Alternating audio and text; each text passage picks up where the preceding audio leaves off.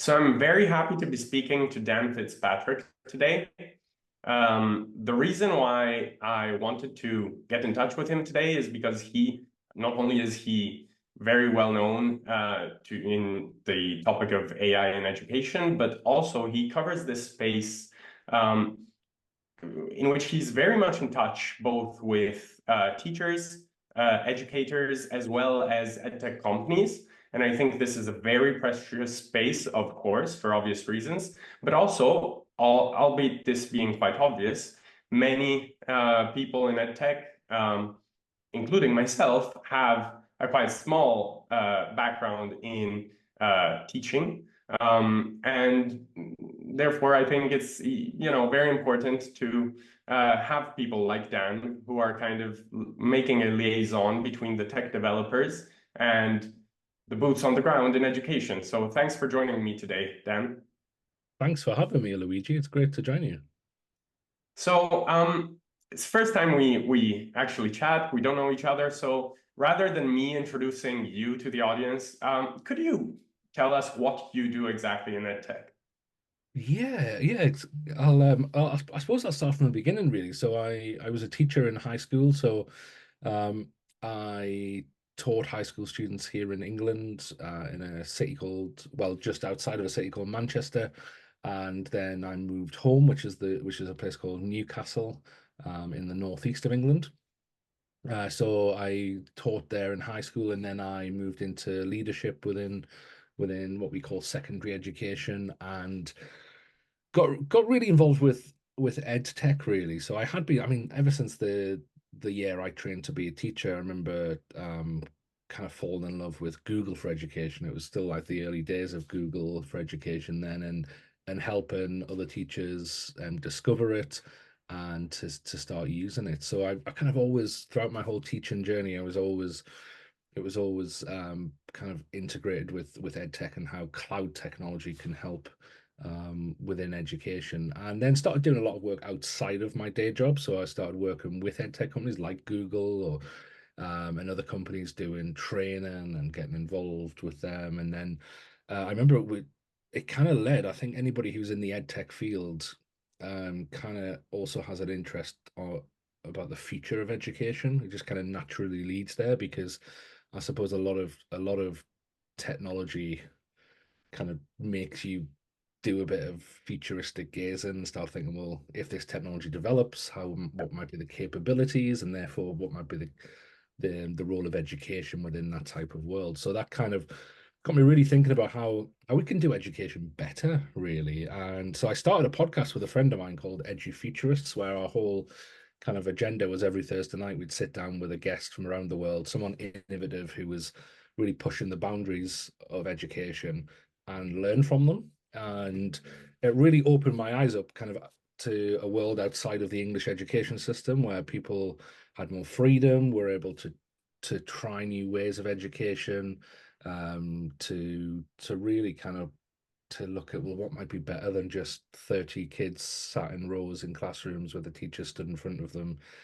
Surely there's a better way than this, than the exam system we have, and so on. And I suppose a lot of statistics tell us that there is a better way, or that there needs to be a better way because of I suppose how many, and I speak from the English system, I guess, but how many students we call failures every year because they just don't cut the grades, how many students have mental health issues because of of how we teach them. And so I kind of went down that rabbit hole, really, and that's kind of been my life since then.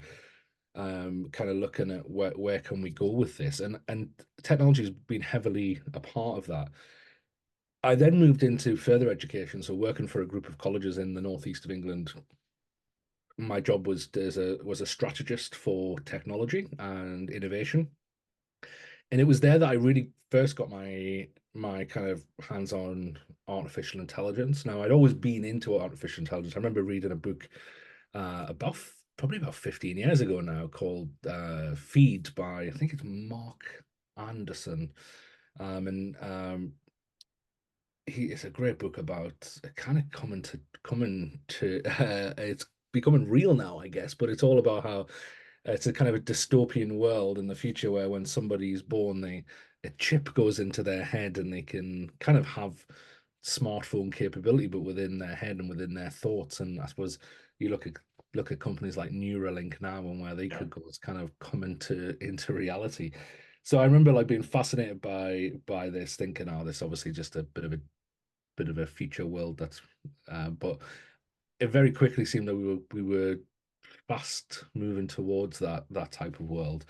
So yeah, and then when I was working with colleges, I had a great opportunity to work with lots of local businesses. I had a great team of about 30 people who it was their job to upskill staff and students in digital skills. That kind of freed me up to focus more on the strategy. So I thought, you know what, I'm going to go into some local industries. I mean, and there's some there's some really cutting edge industries in the northeast of England. Companies like Ubisoft who make video games, and Nissan, and so on. So I got to go see what kind of work they were doing on the cutting edge of technology, and I remember hearing the phrase that artificial intelligence was offering, or going to be offering, kind of almost like a calculator but for words. I remember hearing that, thinking that would be amazing. And the person was obviously talking about large language models, which we kind of know today in the form of ChatGPT and so on. And I remember just thinking, we need to kind of look at this and think, well, how could this primarily at that moment, I was thinking teachers who've got to grade huge amounts of work, like coursework and huge essays, how could we help them? So I remember just starting to look into this. And then, of course, end of November 2022, ChatGPT was released, and kind of all the capabilities that we thought were going to be 5, 10 years down the line, maybe, um, were suddenly at our fingertips. And I remember at the time thinking, there's not many, and this was very early days of ChatGPT, so this is the first few weeks of December 2022, which is not even 2 years ago, but feels like a lifetime ago now in terms of the world of artificial intelligence. I remember thinking there's not many people talking in a positive light about this technology in the world of education. I think primarily, number one, they didn't know it existed. And number Mm. two, the few that had come across it, it seemed to be quite negative, the things I was coming across on social media. So I suddenly thought, well, I'm gonna just I think I jumped onto the ChatGPT website on my phone. There wasn't an app then, so I just jumped onto the website. I started screen recording on my iPhone and just recorded me doing a few things like that I knew from teaching. So making a lesson plan, things that we kind of, especially teachers who use AI now, think, oh, well, that's just basic. But back in November 2022, that it wasn't at all. And so started posting them online, and very quickly they kind of spread really. And I started getting requests for webinars, people saying, would you do a webinar around this? So start putting webinars on, and I put them on like maximum 20 people, £10 each, which is what, like, I don't know, €13, something like that.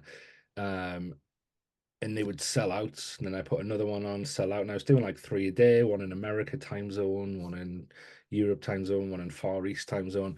And after a couple of weeks, I just thought I can't do this anymore because this is just crazy.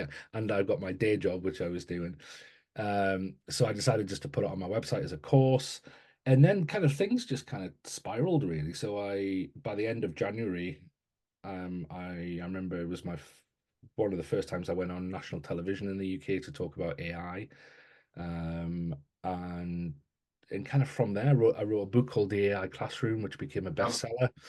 And yeah, so I decided to move into that world completely. And now I am really fortunate. I get to work with schools, colleges, universities, businesses as well.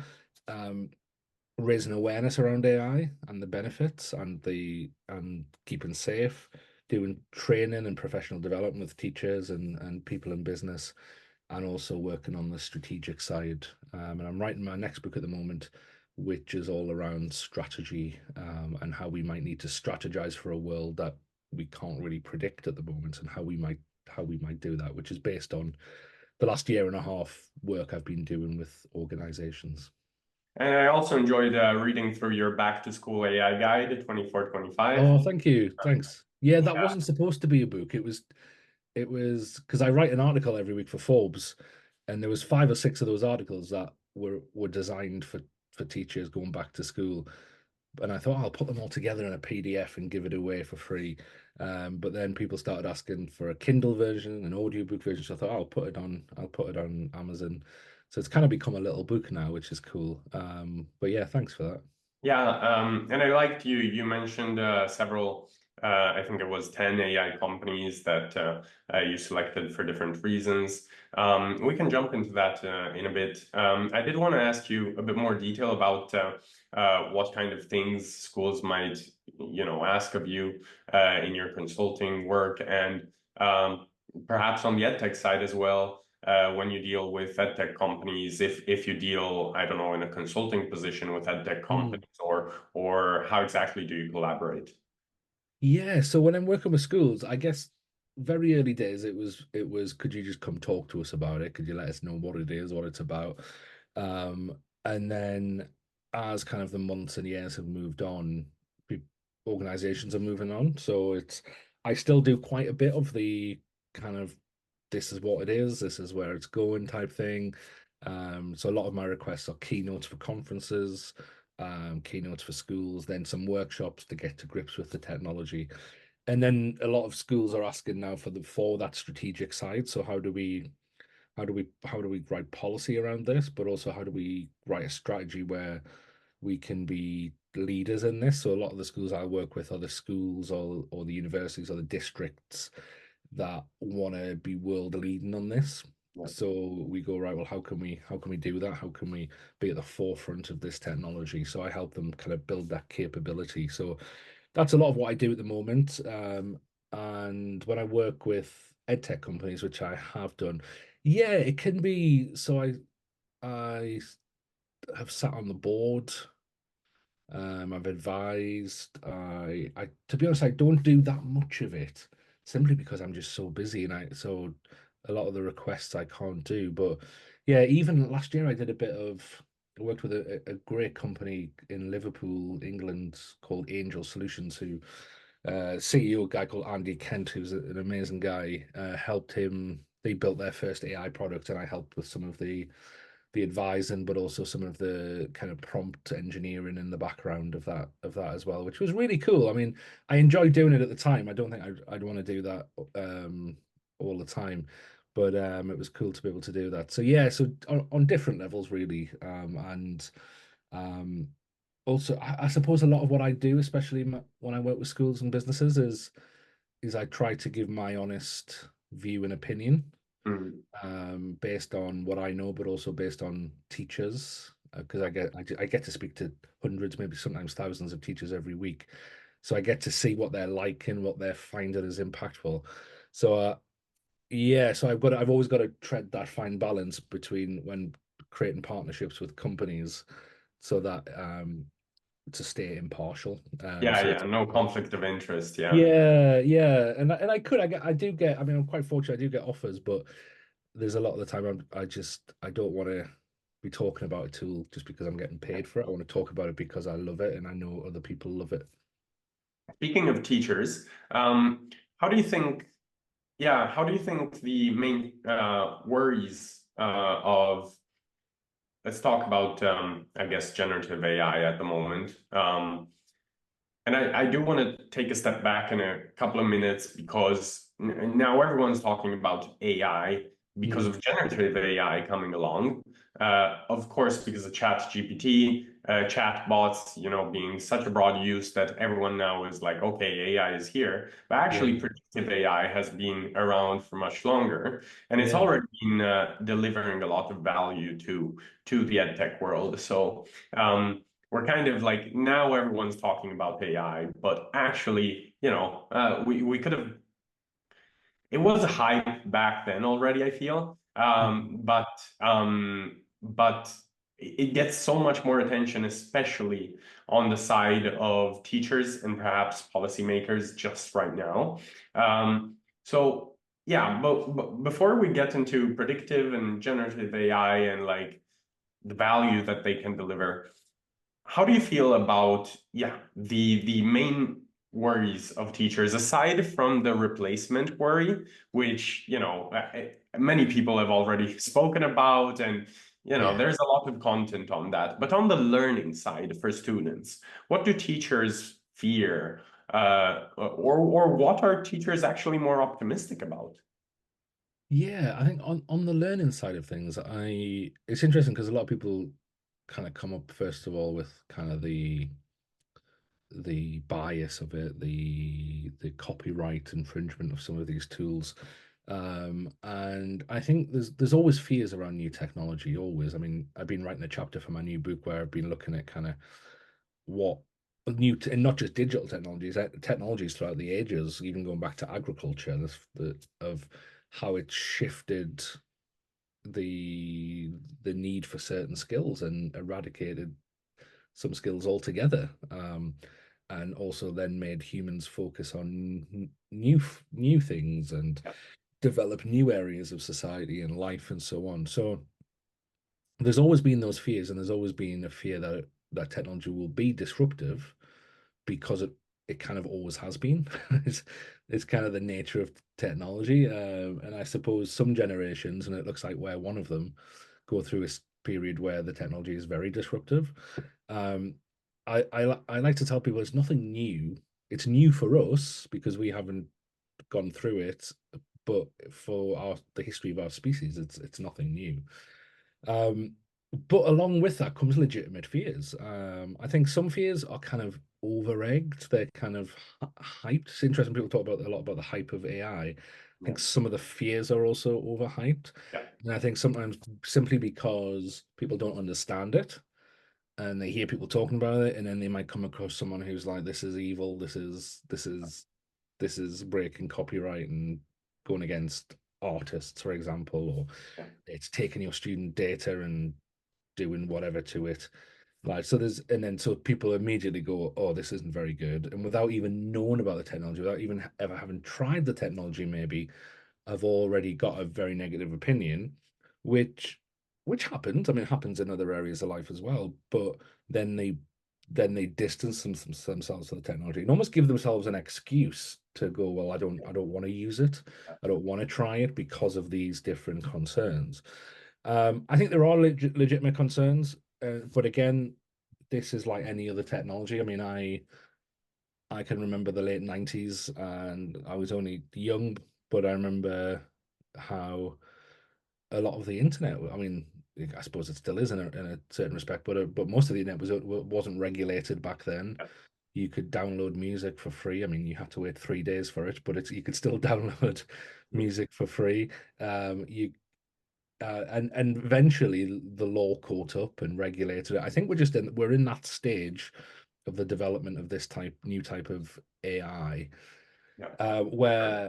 where it's kind of I suppose it's kind of the Wild West really, Yeah, and I think if you're going to live in the Wild West, you take precautions. So yeah, and I think, to be honest, they're not the precautions you need to take yeah, are precautions that you should have been taken anyway. So, for example, don't put your student data into a platform that you don't really know anything about. Make sure your IT team in your school or wherever checks the terms and conditions and the privacy behind these tools, all of that kind of thing. Moving on, I suppose, to get more to the question you were asking about the learning side of things, I think there's a few main concerns.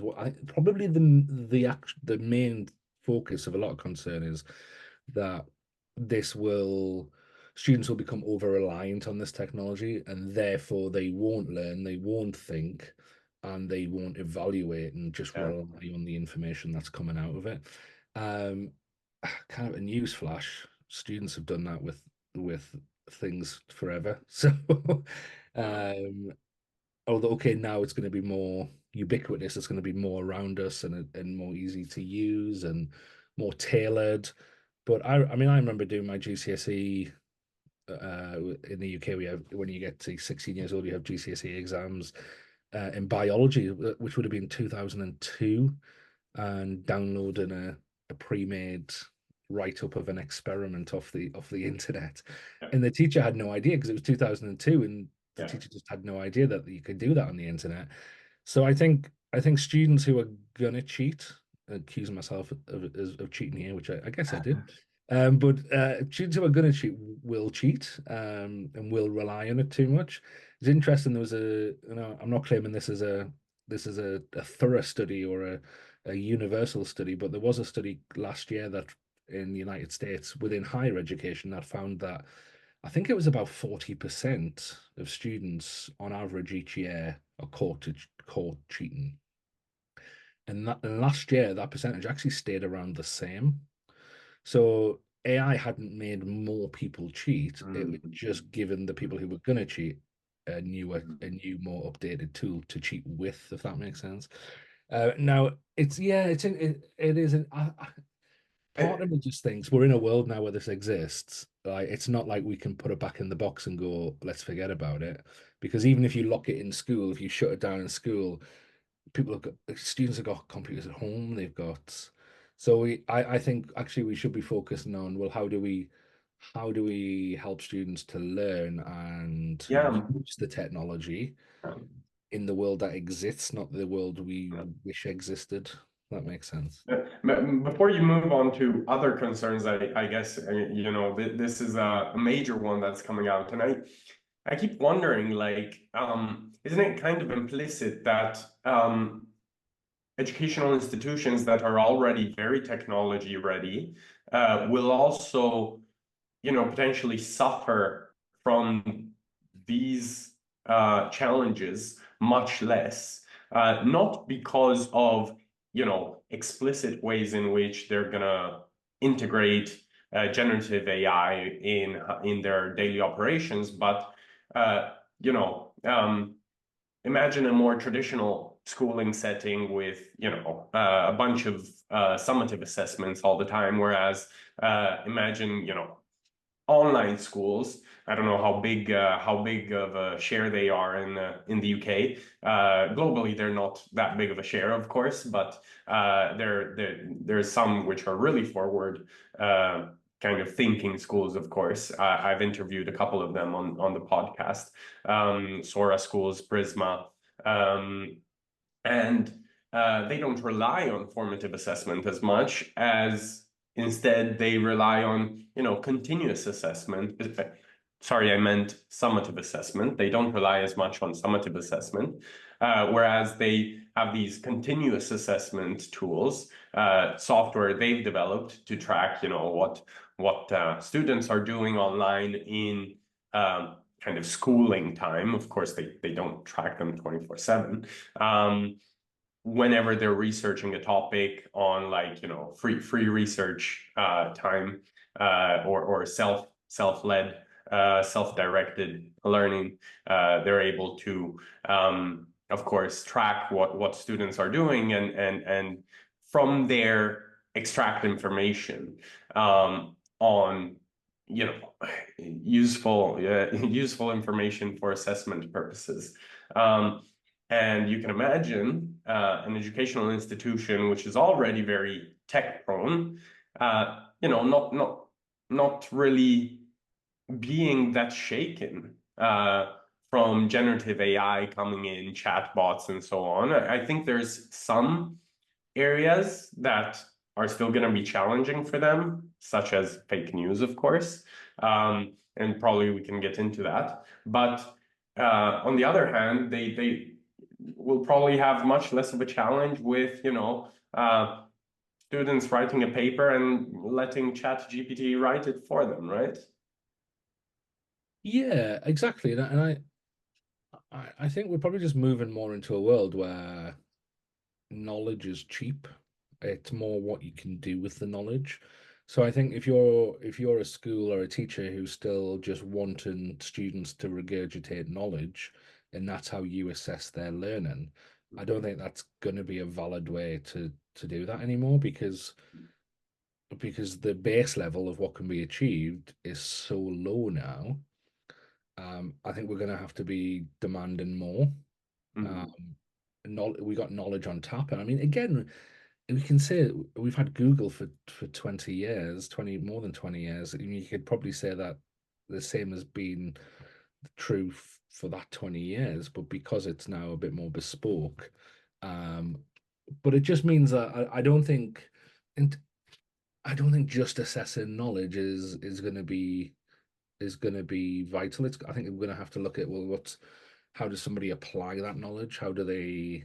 transform that knowledge. And anybody who looks at kind of basic learning taxonomies like Bloom's taxonomy or Solo taxonomy, um, I mean, that's what that's all about, really. It's kind of like I'm a big fan of Solo taxonomy, which starts off with single bits of knowledge, then gets to kind of multiple bits of knowledge. Okay, but they're the bot. That's the first part. That's the bottom end of the taxonomy. Then you get to, well, how can somebody look for connections between that, and then how can somebody apply that in an extended abstract way? So apply it to a new scenario or a new situation. And I think we're probably just going to have to spend more time on the more higher end of those taxonomies and be more creative with it as well. I think when we're just getting students to and when I talk here, I'm not being critical of other teachers. I'm talking about this is what I used to do. This is the system I know, and sometimes it's a teachers have got no choice but to do because the system asks them to do it because of that endpoint assessment or that exam. But not just getting students to regurgitate information on a bit of paper. Like, for some reason, at some point in history, we decided that the best way for students to prove that they know something is to write it down on a piece of paper. Why? Like, I think it's just because it's easy, because then the teacher can take that bit of paper and transport it in their bag home to market, or transport it into another area of the school to market. It's out of ease. It's not so I think we need to be a bit more imaginative and think, well, how do we assess student learning? Is it through observation? Do we observe a collaborative effort between a group of students and draw conclusions from what we're observing? Do we ask students to communicate it in a new way? So, okay, they might have went away and learned something and might have used ChatGPT or whatever, fair enough, but when we're assessing what they're learning, that we're doing that through a conversation, or it's through a presentation where we can ask questions and dig deeper. Is it through application, especially to real world knowledge? For some reason, we've decided along the way that our students, until they're 18 or 21, have nothing really of value to give the world. Yeah. It's just rubbish. Yeah. Like, Yeah. so we make them do work that goes in a book that sits on a shelf, and then that book gets thrown in the bin at the end of the year. So why can't they do some work that actually will have an impact on the world? Like, and I've known some schools who've done this really well. They will get a local business in, and Yeah. that business might be really struggling with something in their business. Like, for example, they've got an amazing product, but their online presence is rubbish, so they're not selling to the world. Imagine if that local business person came in and sat down with a class and said, "Look, I'm having these issues. What do you think?" And actually got the students to, like, I don't know, maybe it's a business studies course, and they're now going to apply what they've learned. They're going to think in new ways, and the work that they're going to come up with is actually then going to have an impact on the real world.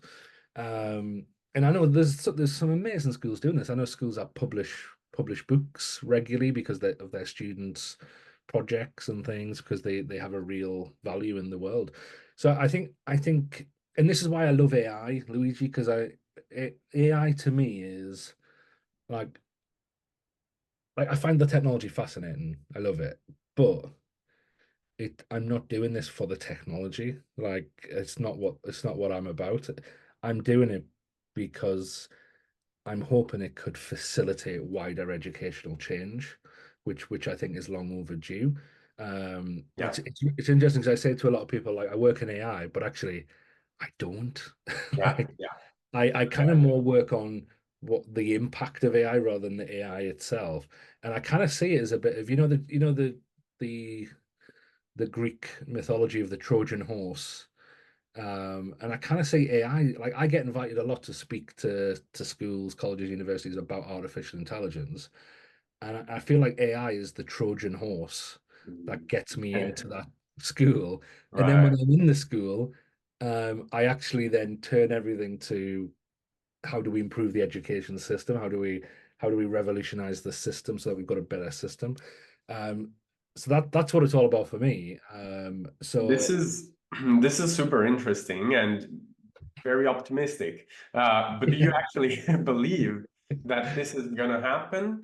And to what extent do you yeah, believe that we're also going to be seeing, large-scale chat GPT bans and other EdTech chatbot bans within schools and kind of traditional Mm. schooling system, rather than, giving into the Trojan horse, coming in and being like, okay, you know what, I can't fight it, so I'm gonna have to reshift my whole paradigm, but Yeah. actually instead being like, I'm gonna put up a fight to keep on the traditional system. And of course, I'm not saying this in a, I mean, it might come across as like I'm accusing some central mind to, wanting the traditional system to remain. Actually, that's obviously not the case. But for whatever reason, do you see your optimistic view taking hold pretty quickly of the most part, or not really?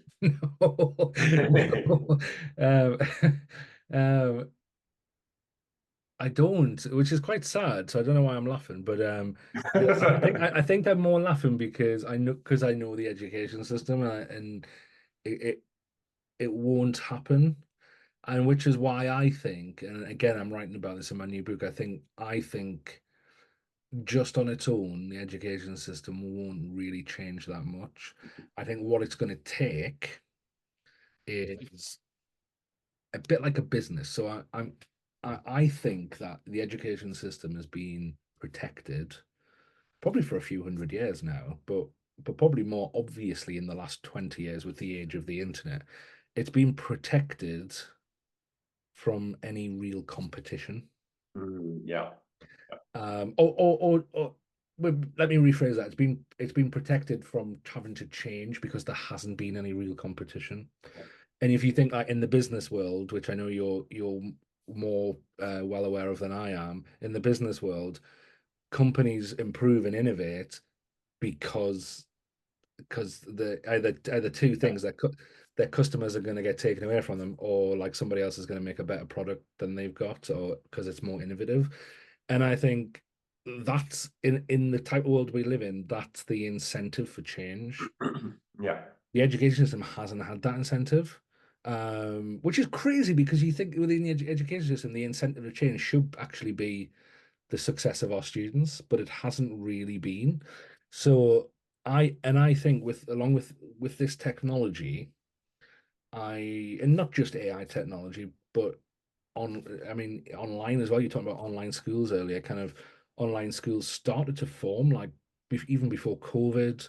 COVID kind of boosted a lot of them. I've got a friend who has an online school based out of London, and at the moment they're the fastest growing school in the UK. Yeah. So there's a new market after COVID. We've got 1 in 5 students in the UK have just never returned to school after COVID. There's much more of a market for home education, homeschooling, alternative, and it was interesting. I was talking to Gerd Leonhard, who is a German futurist, and he said, which kind of connects with this really well. He said that he suspects that the next kind of unicorn, the next Google, the next global company will be an education company because there's such a gap in the market for a company to come in and offer universal education using this. I don't think we were talking about AI at the time. We were just talking about online education in Yeah. general. But I think once you then take advantage of the new AI capabilities, which I know some online schools are doing. There's a great school in the US called Synthesis that are doing that. Then we're gonna start to see, I think, more and more real competition, where parents are gonna be have options. Whereas, like where I grew up, I don't know what it's like where you grew up, but where I grew up, it was just the thing that you grew up, you went to the school that was closest to you. Yeah. Yeah. There was no thought process in it. It was just because it was the nearest school. But I think parents are going to get more choice. They're going to get those choices because we live in a free market will likely reduce in price. They'll get cheaper, even maybe free, to a certain degree.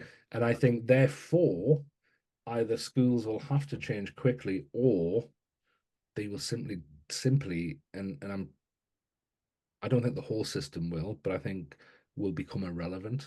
Yeah. Yeah, So, yeah, yeah, and that's quite sad. yeah. Uh, Speaking, yeah.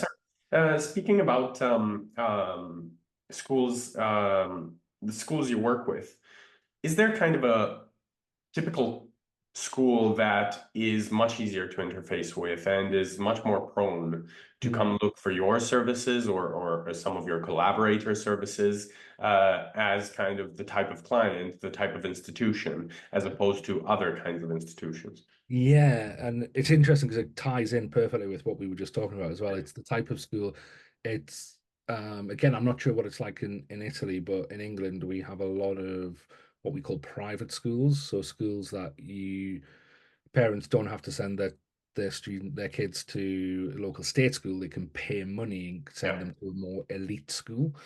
And it's those schools that I work with the most, simply because they're the ones who well, a few different reasons, I think. Number one, they've got more money, so they can hire me, someone like me, to come in yeah, and work with them. They've got more freedom with their staff. So a state school literally doesn't have any free time for their staff because they're working them to the bone because they don't have money for staff. State schools will have more freedom with staff who can come out of the classroom and do professional development and so on.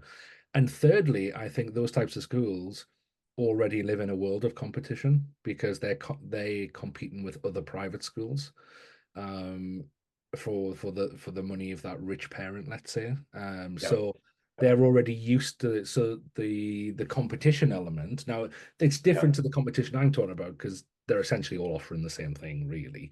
yeah. When I talk about competition like I did before, I'm talking about something radically different to what we're used to. But they know that they need to get an edge over other Yeah, schools. yeah, So and what might get that edge at the moment?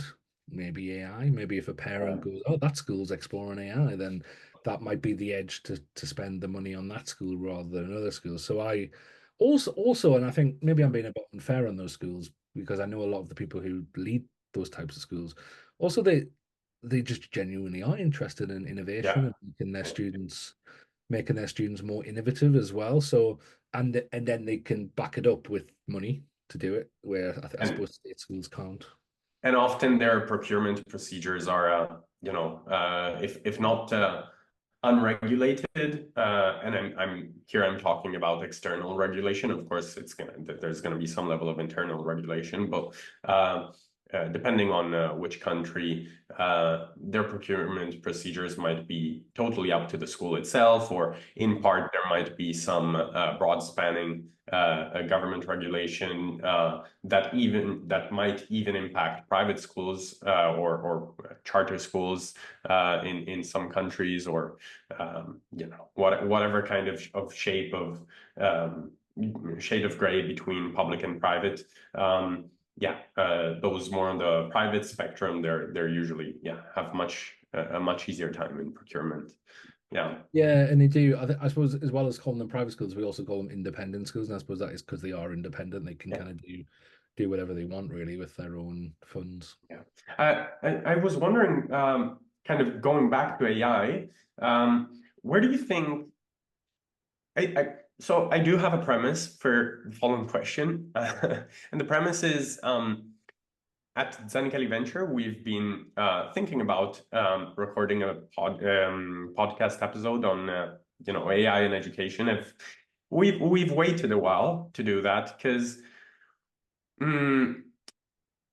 in within the context of generative AI, which is kind of the main driver of all the attention that AI is getting right now, we're still very uncertain of what value generative AI will really deliver to education. I mean, those of us who have been working in EdTech for quite some time have some expectations, but we're still at the very early stages of seeing that actually happening on the market. So I'd like to ask you, which do you think are the areas that have like kind of highest impact of generative AI in schooling? And I'm talking about higher education as well, of course. probably in the shorter time span versus the longer time span. And I get it that the longer time span is much more speculative of an answer than the short time. But even probably starting from the present, which ones do you think, which kind of applications do you think are being the most impactful at the moment, and what do you see coming up?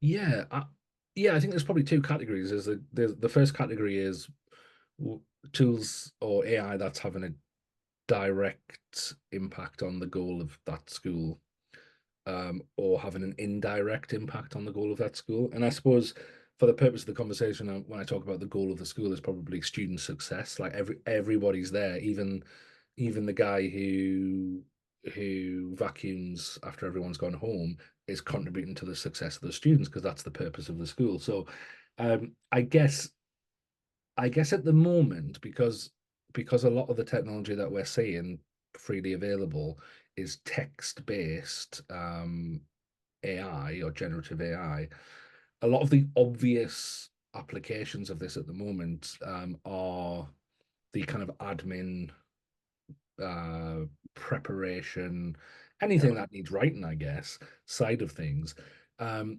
which isn't the be all and end all of education. So it's really interesting because we don't necessarily communicate with our students through writing. We don't. We plan it through writing. So I kind of see a lot of the application at the minute has an indirect impact on the goals of the organization, in that if the teacher can save an hour planning, Yeah. then they've got more time to maybe be a bit more creative, to maybe get to know their students more. And I suppose that's the hope for me, that especially in the long to medium term, that actually these types of tools, the way they are at the moment and how they will be in the next few years, will actually free up the teacher to be more human and to be more of a human influence. And and to be a motivator as well. I think that's a key thing. And I know teachers do this already, but what I suppose what I'm trying to say is that we're freed up a bit more to dedicate more time and more energy to that side of what we do. Also just the basic running of the organization.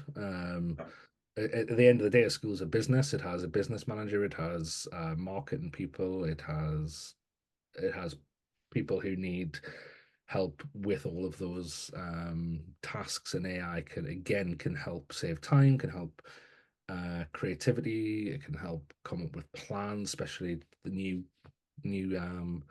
GPT, which was just released last week, or one, especially in terms of like long-term planning, things like that. And I think it's going to have a real big impact on that side of things.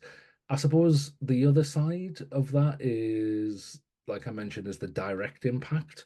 Yeah. I don't think we're seeing that many applications at the moment, and I don't think that's because generative AI doesn't have the capability, but I just think that we're in a world where the technology, or the frontier technology, moves a lot faster than humans are able to build products and are able to form businesses and test ideas out in the market and so on. So um, I think we have to wait for the humans to build a business and to build a product and a service and refine it and all that kind of thing before we get it, even though the technology, um, which is also, on a side note, I think if anyone ever wanted to get into business or innovation or start their own company, there's never been a better time right now, because there are too many ideas for the amounts of people to implement them. So you could literally, it's not going to take long to discover a unique or an idea no one's really thought of yet, and then start to build. So yes, I think that takes time. But I think I'm already starting to see things that are enhancing learning. So not changing it, not revolutionizing the minute, but enhancing it through bespoke AI bots, where, for example, students at home, they want to learn, their teacher's not there, and so they've got an AI bot that they can ask questions to, that will quiz them on certain information, that will help them prepare for that exam. It's very much, I suppose, when I'm doing my strategy work, I talk about two different types of innovation. The first type being linear. So how do we how do we innovate in a way that's going to help us achieve our current goals and like efficiency and so on.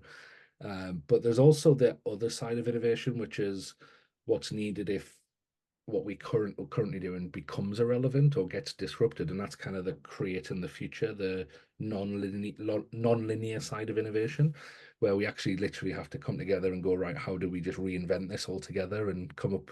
And again, it's leading back to our previous conversation. It's what businesses have to do quite regularly. Think, right, is just putting more work into this one product or one service or one system worth it, or do we need to really refocus our efforts elsewhere? And I think as the education system or individual schools or colleges, universities are going to have to start to think about that side of it. And I think that's more the longer term. I know you're saying reflecting on this from a short term and longer term. I think that's going to be more the longer term focus. And I think the schools who are starting to do that now will be the schools who lead in the next few years, because they will have had more time to think about it, test, trial, and so on. But yeah, I think, and we don't have to do the crystal ball stuff. I mean, you look at some of the technology that's being developed behind closed doors in terms of robotics and the advanced capabilities of a robot with a generative AI mind. If you look at some of the technology that's being developed around brain technology and being able to predict what people are thinking by just simply by their MRI scans and so on. And then I think I'm not sure if we talked about it before we went live or when we were live, but we talked Neuralink and kind of the capabilities of that. I We think were online. We were we, online. we were live, right? So, but yeah, so it's this Yeah. is stuff that has actually been experimented on. Like there's a university Yeah. in Abu Dhabi who are making right now the world's first thought to text tool, Yeah. where you literally think the words and they'll appear in your device. So this some of the crazy type of this technology isn't like oh, I wonder what will happen in 20 years type stuff. It's literally being worked on right now behind closed doors. And I think I think if we thought in November 2022 when ChatGPT was released and the whole world went, whoa, what's this? Yeah. If we thought that was a big moment, like most of the world doesn't realize that the Figure One exists, that the Tesla robot exists, and the capabilities of these things. Once they're put onto the main stage in the mainstream, we're going to have more and more moments where we go, "Whoa, this Yeah. is even Yeah. further." So I think, how do we, as organizations, as schools, how are we not in a position where we're just constantly reacting, Yeah. but where we've got the capability within the organization to go, so this is out now, right? Let's test it out. Let's try it. Let's see what we can do with it. And I think that's what I mean by kind of non-linear innovation. It's, do we have the capability to agility to go, right? Let's change some stuff here. Let's try this out. Let's see what it can do, and maybe it will change the organization, maybe it won't, but we're not afraid of that, and we're ready to go to those next steps. Yeah, and I'm glad people like you, Dan, are doing this work with schools to kind of shift the paradigm and not be reactive to what's going on, but kind of predictive and proactive, and in kind of responding to all new available technologies and tools and so on. Thanks a lot for being with me today, Dan. This was super interesting and I guess helpful, certainly helpful to kind of try to reason about what's going on with this. I call it an AI hype, which has meat to the bone, but there's also a lot of hype and but there's also a lot of meat. So it's kind of tough and. Yeah, thanks a lot for being with me today. Thanks, Luigi. It's been a pleasure. Thanks.